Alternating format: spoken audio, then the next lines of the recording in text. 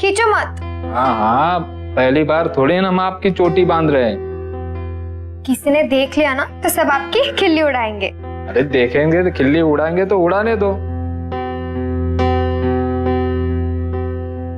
आपकी माँ के गुजरने के बाद हम ही तो है आपके पापा जो आपकी चोटी बांधते हैं।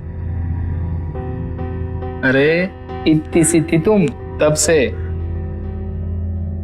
इसीलिए तो आप हमारे 2 in 1 पापा हो, जिन्होंने हमें माँ और पापा दोनों का प्यार दिया। पर पापा, हाँ, अब हम बड़े हो चुके हैं और हम नहीं चाहते कि आप पर कोई हमारी वजह से हंसी उड़ाए। हाँ हाँ, अब बड़ी हो गई हो आप। सच ही तो है, दिन भी कितनी जल्दी गुजर जाते हैं। यूं बड़ी हो गई आप, समझ में नहीं आया। बस अब आपकी पढ़ाई खत्म हो, फिर एक अच्छा सा घर देखकर, पढ़ा लिखा लड़का देखकर आपकी शादी करा देंगे। हम भी निश्चिंत हो जाएंगे। अरे इस बूढ़े बाप को भी मिलने आना कभी कभी, वरना भूल जाओगी। अरे अरे सुन तो, चोटी भी पूरी नहीं हुई।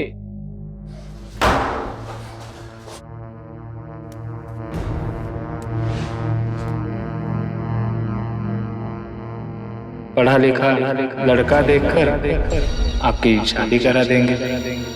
हम भी निश्चिंत हो जाएंगे। इस बूढ़े बाप को भी मिलने आना कभी कभी, वरना भूल जाओगी।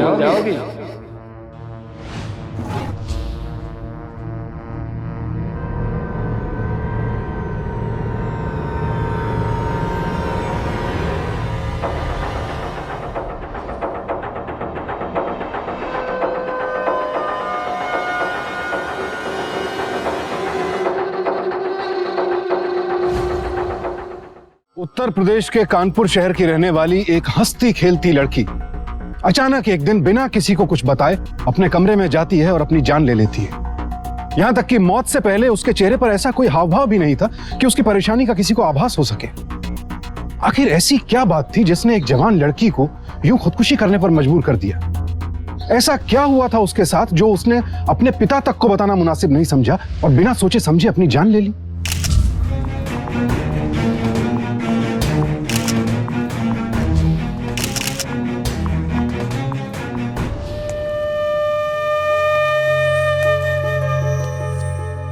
आपको कब पता चला? हमारे सामने हंसते हंसते अपने कमरे में गई थी साहब, और कुछ देर बाद हमारे बुलाने पर भी बाहर नहीं आई। तो हम खुद उसके कमरे में गए और हमने आपके पूरे घर की छानबीन कर ली है। आपकी बेटी ने कोई सुसाइड नोट भी नहीं लिखा। इसका मतलब यह है कि उसने अपनी मौत का जिम्मेदार किसी और को नहीं ठहराया। आपको क्या लगता है उसने ऐसा क्यों किया होगा? कोई परेशानी या कोई दूसरी वजह?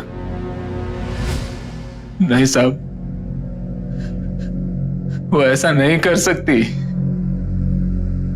वो क्यों अपनी जान? उसे कोई परेशानी तकलीफ नहीं थी साहब, और होते भी तो हमें जरूर बताती। देखिए ओंकार जी, हमने पंचनामा कर लिया है और अब पोस्टमार्टम रिपोर्ट आने के बाद ही कुछ कहना उचित होगा। त्रिपाठी जी, आप इस पर साइन कर दीजिए, फिर आप अपनी बेटी की बॉडी को ले जा सकते हैं। पोस्टमार्टम की रिपोर्ट 2 दिन में आ जाएगी।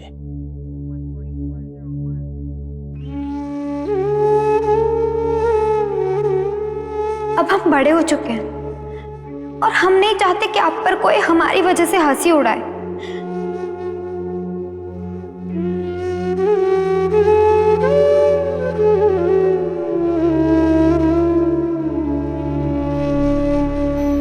लीजिए, पानी पी लीजिए।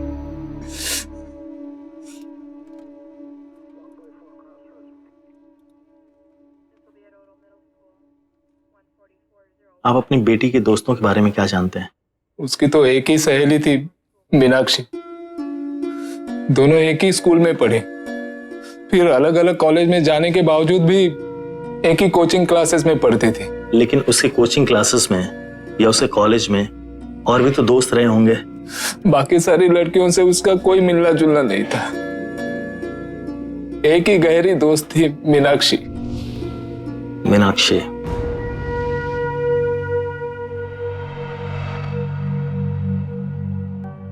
आजकल के बच्चे छोटी मोटी बात पर ही सुसाइड कर लेते हैं, खासकर पढ़ाई के प्रेशर के कारण। पर अंकल, अंजलि तो पढ़ाई में भी अच्छी थी, फिर न जाने कौन सी ऐसी बात हो गई थी उसके साथ। कुछ पता नहीं बेटा, ऐसी कौन सी बात थी, कुछ समझ में नहीं आ रहा। अंजलि को कभी परेशान देखा ही नहीं, हमेशा हंसती रहती थी वो। अपने पापा को तो कुछ नहीं बताया।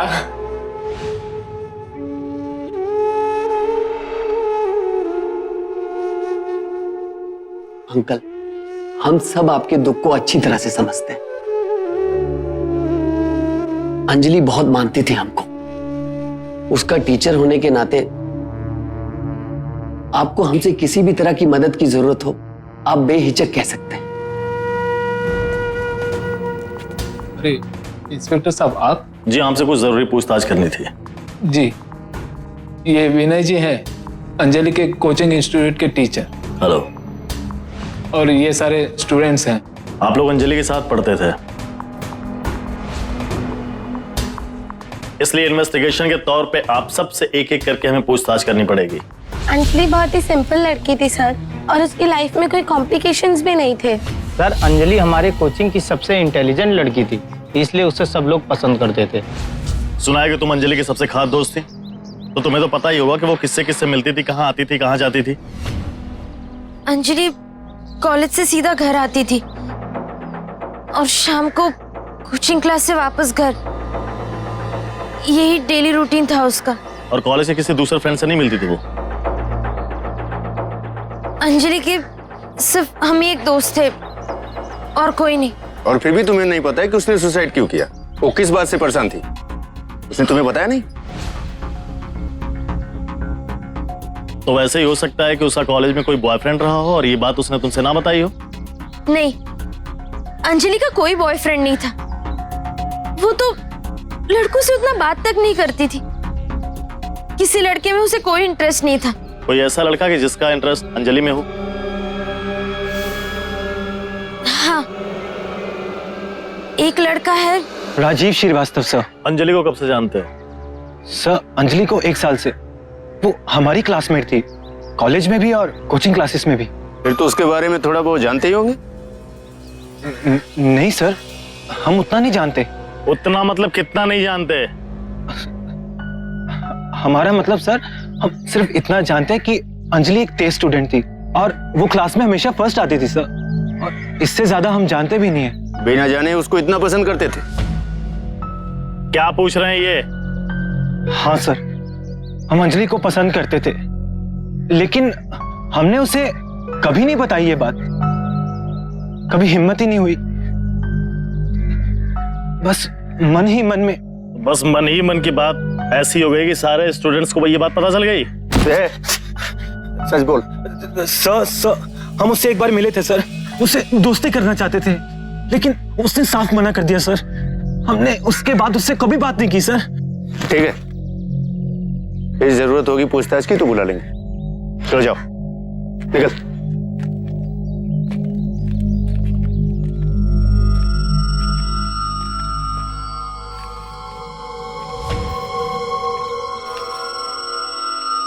ना तो अंजलि का कोई बॉयफ्रेंड था और ना ही मीनाक्षी के अलावा उसकी किसी और से गहरी दोस्ती थी।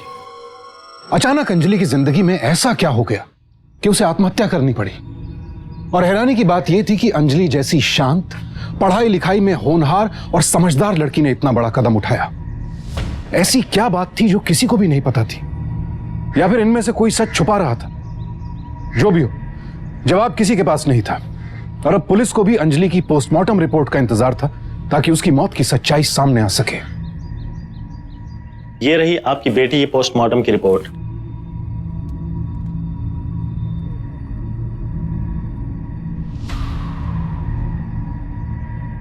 नहीं, ये नहीं हो सकता, ये गलत रिपोर्ट है।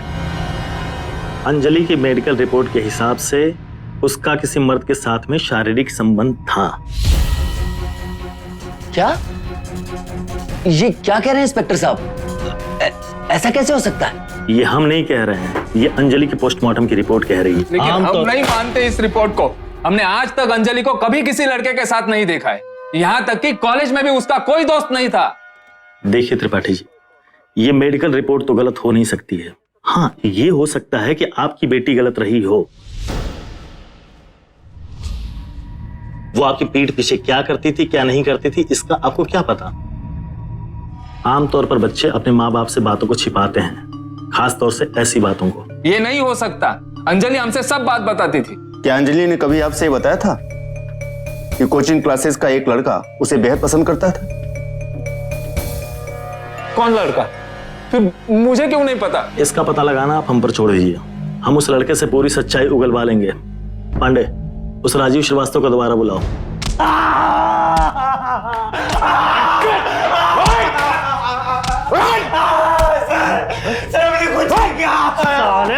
सब कुछ सही सही बोल दे, समझा? नहीं तो कुछ भी बोलने के लायक नहीं छोड़ूंगा। पांडे, इसको तब तक मारो जब तक ये सच उगल ना दे। सर, हमें लगता है कि शायद वो सच कह रहा है। शायद पांडे, पर सर उसके खिलाफ हमारे पास कोई सबूत नहीं, हमें उसे छोड़ना होगा। अभी के लिए उसको छोड़ दो। Okay sir. देखिए त्रिपाठी जी, हमने सबसे पूछताछ कर ली है। राजीव श्रीवास्तव से भी हमने बहुत सख्ती से पूछताछ की है, लेकिन अभी तक अंजलि के बॉयफ्रेंड के बारे में हमें कुछ भी पता नहीं चला है। अंजलि ने कोई सुसाइड नोट भी नहीं लिखा है, तो बगैर सबूत के हम इस केस में कुछ भी नहीं कर सकते।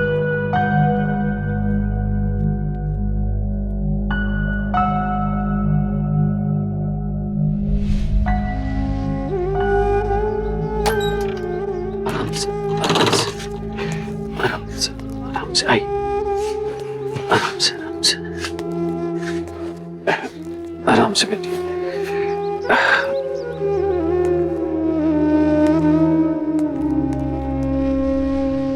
लीजिए अंकल, पानी ले लीजिए।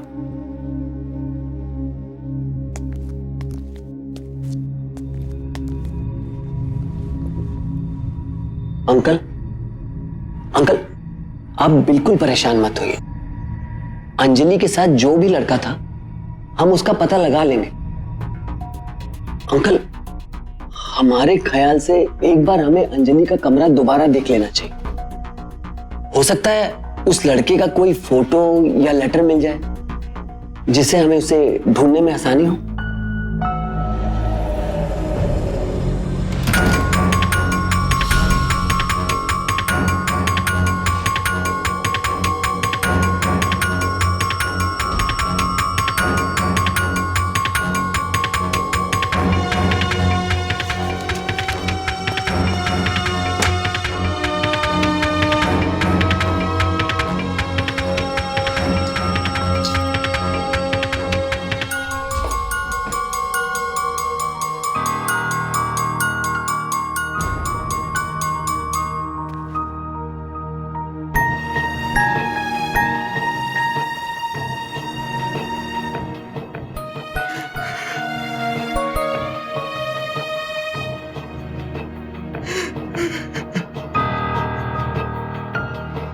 अंकल, अंजलि के कमरे से बेशक कुछ नहीं मिला, लेकिन मुझे पूरा यकीन है एक ना एक दिन वो लड़का जरूर मिल जाएगा। आप हौसला रखिए।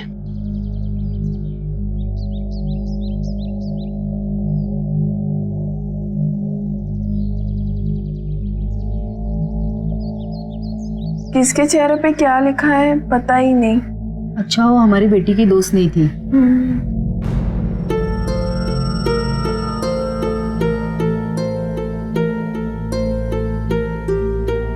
बताइए, जाते जाते अपने बाप का मुंह काला कर गए। अखबारों में न जाने क्या क्या छपा है, पढ़ने को भी शर्म आती है।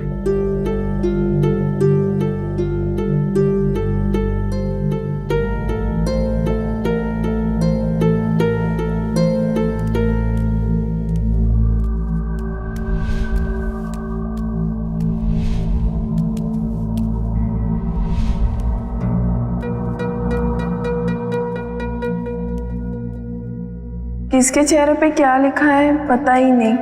अच्छा वो हमारी बेटी की दोस्त नहीं थी। बताइए, जाते जाते अपने बाप का मुंह काला कर गई। लोग चाहे जो भी कहे, हमारा मन जानता है हमारी बेटियां कोई गलत काम नहीं कर सकती। हम आपसे वादा करते हैं बिटिया, सच का पता हम लगा कर रहेंगे।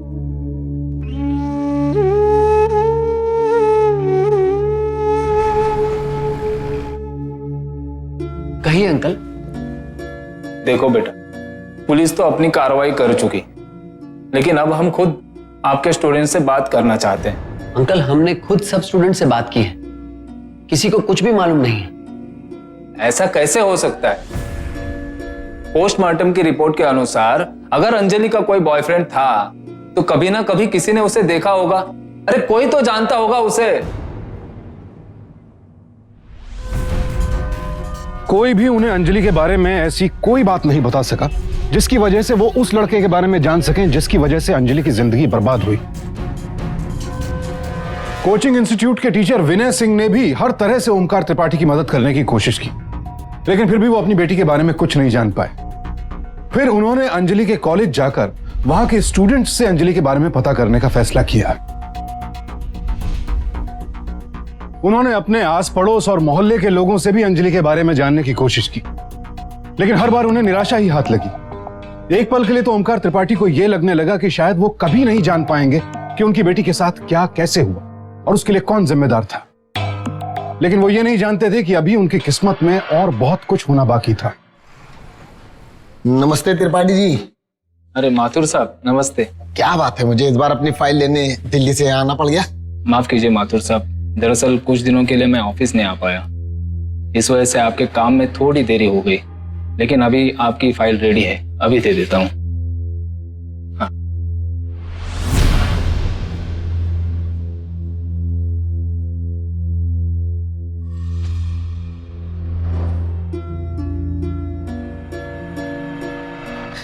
ये लड़की कौन है? मेरी बेटी है।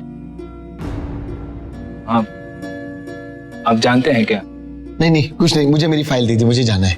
माथुर साहब,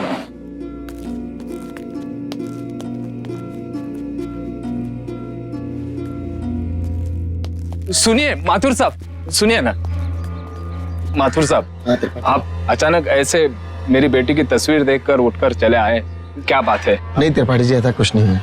माथुर साहब, जरूर कोई बात है, बताइए माथुर साहब, झूठ मत बोलिए।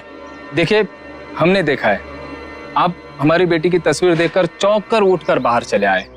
अगर कोई बात है माथुर साहब, मैं हाथ जोड़ता हूँ माथुर साहब। त्रिपाठी जी, आप हाथ मत जोड़िए, पर सच्चाई सुनकर आप बर्दाश्त नहीं कर पाएंगे।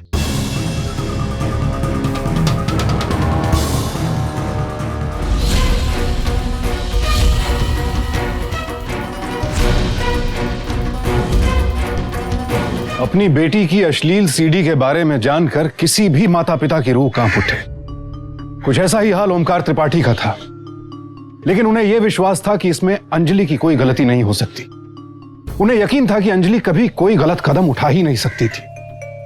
पहले बेटी ने आत्महत्या की, फिर उसकी अश्लील सीडी मिली। एक पिता के लिए यह पहेली उलझती ही जा रही थी और सबसे बड़ा डर था बेटी की बदनामी का। इसीलिए ओमकार त्रिपाठी ने वो कदम उठाया जिसके लिए उन्हें हमेशा लोगों की जिल्लत और ओछी मुस्कुराहटों का सामना करना पड़ा।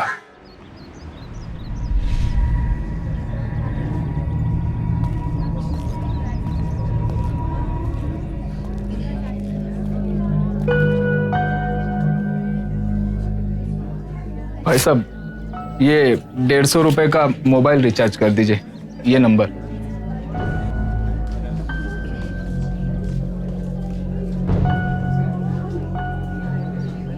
ये वाली सीडी है आपके पास?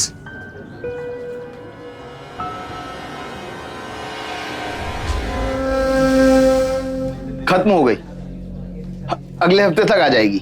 इसकी जितनी भी कॉपीज आए मुझे दे दीजिएगा। जी ठीक है।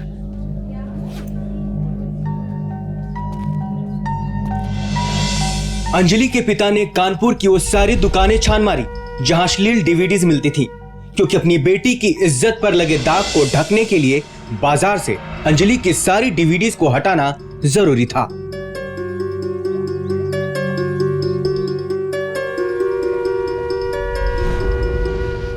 इस बार जितनी कॉपीज आई है सबके सब आपको दे रहे हैं हम इस सीडी की। शुक्रिया भाई साहब, आपसे एक विनती है, इस सीडी की जितनी भी कॉपीज आपके पास आए सारी हमारे लिए रख लीजिएगा। भाई साहब, आप एक ही सीडी की इतनी सारी कॉपीज क्यों खरीद रहे? ये लड़की आपकी कुछ लगती है क्या? अच्छा ठीक है मत बताइए, लेकिन भाई साहब इस सीडी की हजारों कॉपीज बाजार में होगी। कब तक आप इस तरह से सीडीज बाजार से खरीदते रहेंगे? इसके अलावा और कोई रास्ता भी तो नहीं है हमारे पास इस सीडी को बाजार से हटाने के लिए। इसके लिए तो आपको इस सीडी के मेन सप्लायर से मिलना होगा। आप जानते हैं क्या उनको? हाँ, बबलू भैया नाम है उनका। इस मामले में वो ही आपकी मदद कर सकते, लेकिन इसके लिए 25,000 अलग से लगेगा। 25,000? ऐसे ही नहीं मिलते वो किसी से, और फिर आपको उनकी मदद भी तो चाहिए। कल पैसे ले आइए, हम आपको बबलू भैया से मिला देते हैं। जी।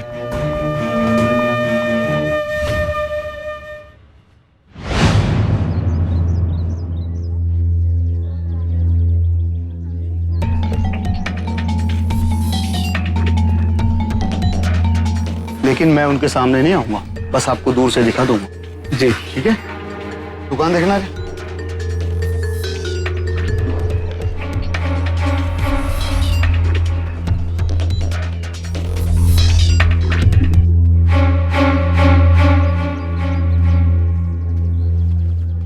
ये है वो घर, यही मिलेंगे बबलू भैया।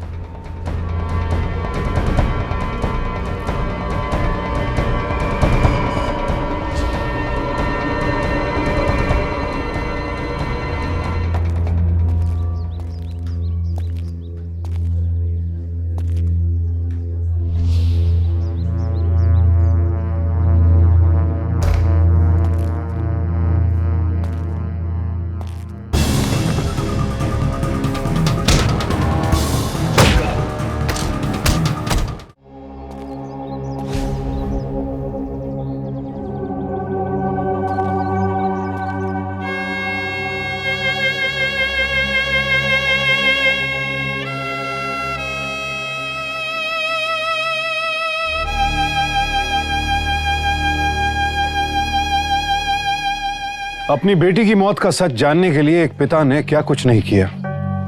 अपनी मेहनत से कमाए पैसे गंवाए, यहां तक कि उनकी जान पर भी आ बनी। काश कि अंजलि ने अपने पिता को वो सच बताया होता जिसके लिए उसे आत्महत्या जैसा कदम उठाना पड़ा, लेकिन उसने भी वही किया जो ऐसे मामलों में लोग अक्सर करते हैं। अपने दुख दर्द, अपनी तकलीफ अपने परिजनों, अपने परिवार वालों से बांटने के बजाय उनसे अकेले लड़ने की कोशिश में उनसे उलझकर, उनसे थक कर अपनी जान दांव पर लगा बैठते हैं। एक पिता का फर्ज निभाते हुए ओमकार त्रिपाठी अपनी बेटी की अश्लील सीडी की सच्चाई जानने की जद्दोजहद में लगे रहे। वो हर हाल में उस सीडी बनाने वाले मुजरिम तक पहुंचना चाहते थे, लेकिन अपनी तमाम कोशिशों के बावजूद वो अब तक कुछ भी पता नहीं लगा पाए थे। और उन पर हुआ हमला इस बात का सबूत था कि कोई उन्हें डराने की कोशिश कर रहा है, उन्हें भटका रहा है ताकि वो असली मुजरिम तक ना पहुंच पाए। लेकिन ओमकार त्रिपाठी इतना कुछ होने के बाद भी हार मानने वालों में से नहीं थे। इंस्पेक्टर साहब, अब आप ही कुछ कीजिए, वो लड़का बचना नहीं चाहिए। आप पता लगाइए ये सीडी कहाँ और किसने बनाई। त्रिपाठी जी, आपका शक बिल्कुल सही है, लेकिन ये ओरिजिनल सीडी तो है नहीं, और आपके मुताबिक लड़के की शक्ल भी नहीं दिख रही है सीडी में। अब वो लड़का कौन है, किसने इस कांड को किया हुआ है, उसका पता कैसे लगाएंगे? इंस्पेक्टर साहब, कोई तो रास्ता होगा जिससे हम उस लड़के तक पहुंच सके। त्रिपाठी जी, अब ऐसा सीडी बनाने वाले को पकड़ना उतना आसान बात नहीं, वो भी जबकि उसके बारे में कुछ भी पता ना। लेकिन फिर भी आप लोगों की कोशिश से शायद। बिल्कुल, देखिए ऐसे सीडीज मार्केट में हजारों हैं और पता नहीं किन किन शहरों में होंगी। उस मुजरिम को ढूंढना वैसे ही है जैसे रेत में सुई को ढूंढना। और ये भी तो हो सकता है कि ये आपकी बेटी की मर्जी से हुआ हो। क्या मतलब? आप तो जानते ही हैं कि आजकल के बच्चों के खर्चे माँ बाप के खर्चों से ज्यादा हैं।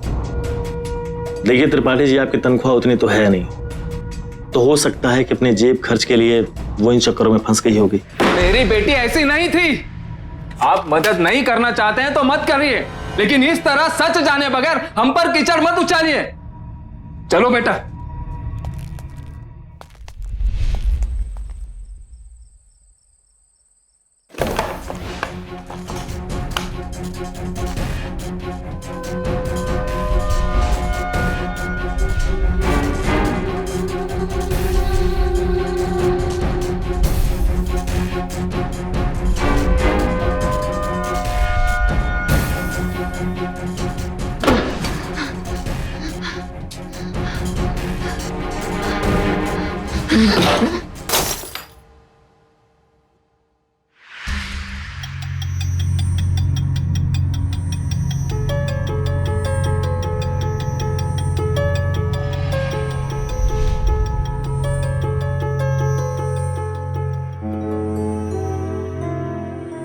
आज बर्थडे पर पापा ने मुझे मेरी पसंद का सूट दिलाया। थैंक यू सो मच पापा।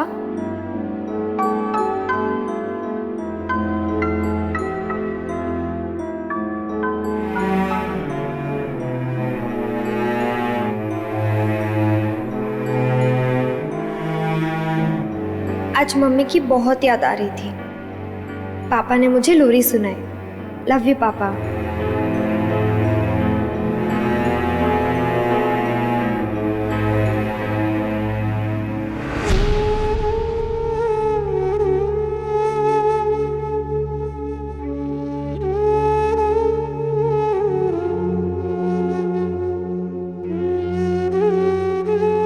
आज पापा ने मेरी पसंद का पकवान बनाया। लव यू पापा।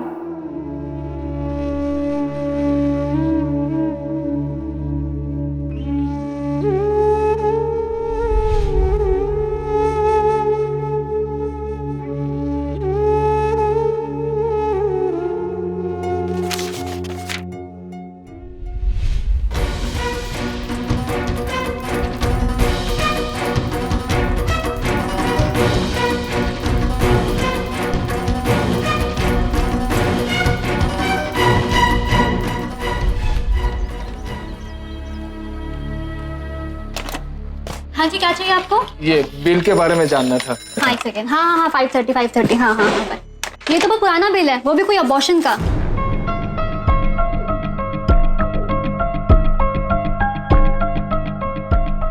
अबॉर्शन? जी, जिसमें दवाइयाँ हैं ना, वो अबॉर्शन के बाद ली जाती हैं। मैं नाम जान सकता हूँ किसका? देखिए सर, नाम नहीं बता सकते, अलाउड नहीं है। देखो बेटा, मुझे पूरी बात जानना जरूरी है। मैं जानना चाहता हूँ लड़की कौन थी। नाम मत कहना बेटा, मेरी बेटी का सवाल है। आप ये मेरे पूरे पैसे रख लीजिए। देखिए, मुझे पैसे नहीं चाहिए। अच्छा ठीक है, आप एक काम कीजिए, आप वहां जाके बैठिए, मैं देखती हूँ।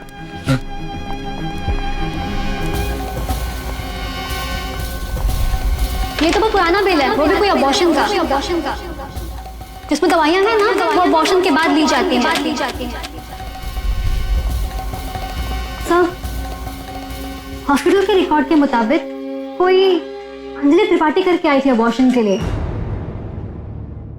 अपने किसी दोस्त के साथ। दोस्त के साथ? दोस्त का कुछ नाम बताया? नाम तो नहीं पता, लेकिन शायद कोई लड़की थी साथ में। हम सच बोल रहे हैं अंकल, अंजलि ने हमें वैसे कोई बात नहीं बताई। आप झूठ बोल रही हैं, क्योंकि हम ये जान चुके हैं कि अंजलि का एबॉर्शन हुआ था, और ऐसे में आपके सिवा और किसी को अपने साथ लेके नहीं जा सकती। क्या आप यही कहेंगे कि आपको कुछ नहीं मालूम? मुझे नहीं मालूम अंकल कि अंजलि के साथ ऐसा क्यों हुआ। हमें कुछ नहीं पता, हम आपको कुछ नहीं बता सकते। तो ठीक है बेटा, हमारी बात भी याद रखना।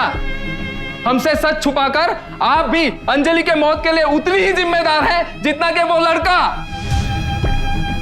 हमारी अंजलि तो चली गई, लेकिन आप भी अपनी जिंदगी में कभी सुख से नहीं रह पाएंगी।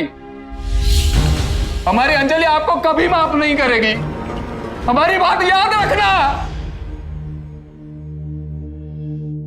ओमकार त्रिपाठी अब जान चुके थे कि मीनाक्षी सच से वाकिफ है, उनके लिए मीनाक्षी उम्मीद की वो आखिरी किरण थी जो उनकी बेटी की मौत पर रोशनी डाल सकती थी।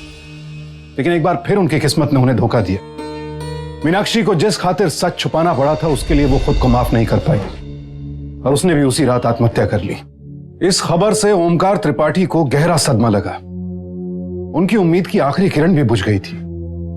लेकिन तभी उन्हें यह एहसास हुआ कि कहीं ना कहीं ये दोनों आत्महत्याएं आपस में जुड़ी हुई थी। आपका कहने का मतलब कि मीनाक्षी ने अंजलि की वजह से आत्महत्या की? देखो बेटा, अंजलि और मीनाक्षी दोनों अलग अलग कॉलेज में पढ़ते थे। सिर्फ आप ही के कोचिंग क्लासेस में दोनों साथ में आते थे। इसलिए हो सकता है कि आप ही के कोचिंग क्लासेस में ऐसी घटना घटी है जिस कारण दोनों ने आत्महत्या की है। शायद वहीं का कोई लड़का हो इन दोनों के मौत का जिम्मेदार। शायद आप ठीक कह रहे हैं अंकल। वो लड़का राजीव श्रीवास्तव भी मीनाक्षी और अंजलि के साथ ही पढ़ता था और वो अंजलि के कॉलेज में ही था। अंजलि को पसंद भी करता था। लेकिन पुलिस तो राजीव से पूछताछ कर चुकी है और उनकी नजर में उसका कोई दोष नहीं। मीनाक्षी की सुसाइड के बाद पुलिस को एक बार दोबारा पूछताछ करनी चाहिए। कोई बात नहीं अंकल, हम पुलिस स्टेशन जाकर पुलिस से बात करते हैं। आप 1 मिनट बैठिए, मैं अपना वॉलेट लेके आता हूं।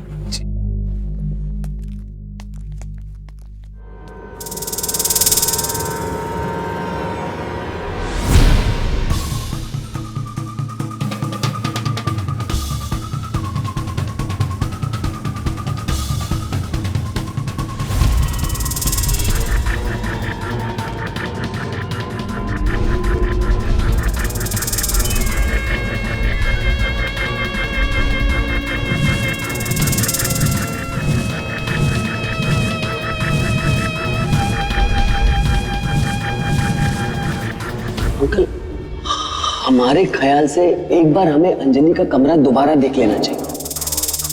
हो सकता है उस लड़के का कोई फोटो या लेटर मिल जाए जिससे हमें उसे ढूंढने में आसानी हो।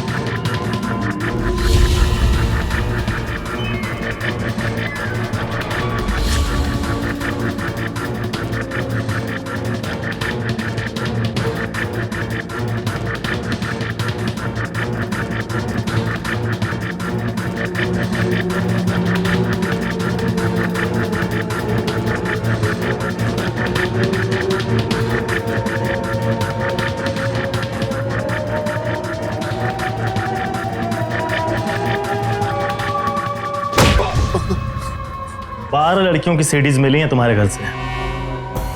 अब सारी सच्चाई खुद ब खुद बताओगे या फिर हम उगलवा लें? चल सही बोल। हमने इस सब लड़कियों की सीडी बनाई थी और अंजलि की भी। अंजलि हमें बहुत अच्छी लगती थी, इसलिए उसके टीचर होने के नाते धीरे धीरे हमने उसे अपने ऊपर विश्वास दिलाया, जिससे वो हमें मानने लगी। फिर हमें पूरा यकीन हो गया कि अंजलि हम पे विश्वास करती है। तो अच्छा स्टूडेंट्स, आज के लिए क्लास ओवर। हम लोग कल मिलते हैं, ठीक है?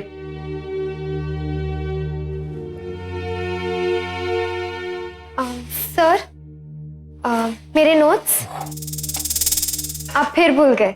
आई एम सॉरी अंजलि, मैंने तुम्हारे नोट्स निकाल के रखे थे, घर से निकलते वक्त वहीं छूट गए। एनीवेज, तुम मेरे साथ घर चलो, नोट्स भी ले लेना, मैं तुम्हें घर छोड़ दूंगा। नहीं सर, कोई बात नहीं, हम आपसे कल ले लेंगे। अगर मैं कल भी भूल गया तो चलो आज ही चल के नोट्स ले लो। ठीक है, चल।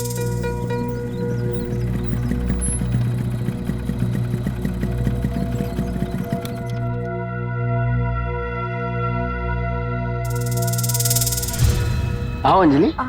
नहीं सर, मैं यहीं रुकती हूँ, आप नोट्स ले आइए। यहां तक आई हो, कम से कम हमारा घर ही देख लो। हम तो कभी आपके घर आने में शर्माए नहीं। आज ओके। आओ बैठो, मैं तुम्हारे नोट्स और पानी लेके आता हूं।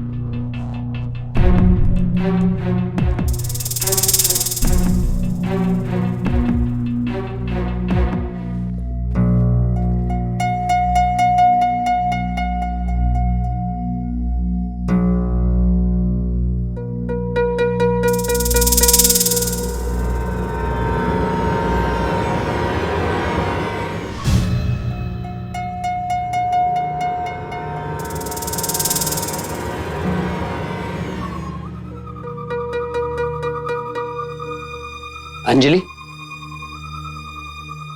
ये लो पानी। घर पहुंचने तक प्यास नहीं लगेगी।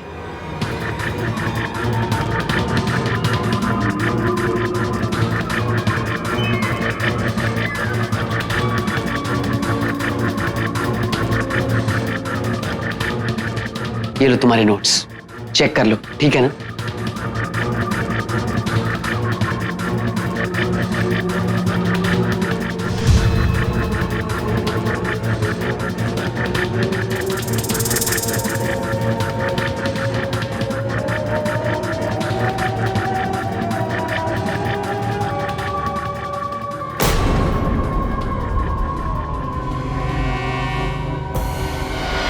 अंजलि हमसे डरने लगी, वो वही करने लगी जो हमने उसे कहा।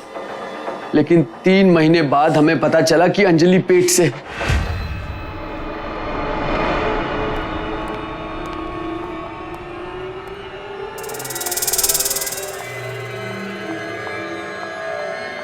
अंजलि, सर मुझे जाने दीजिए। अंजलि मेरी बात सुनो, मैंने समझाया था ना तुम्हें, कल सुबह ही क्लिनिक जाकर अपना अबॉर्शन करा लो।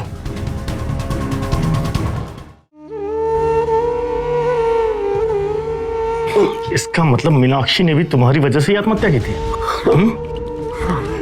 मीनाक्षी की सीडी भी हमने ही बनाई थी। अंजलि के सुसाइड के बाद हमने मीनाक्षी को ब्लैकमेल किया ताकि वो हमारे बारे में किसी को कुछ न बता सके। टीचर होके इतनी घिनौनी हरकत।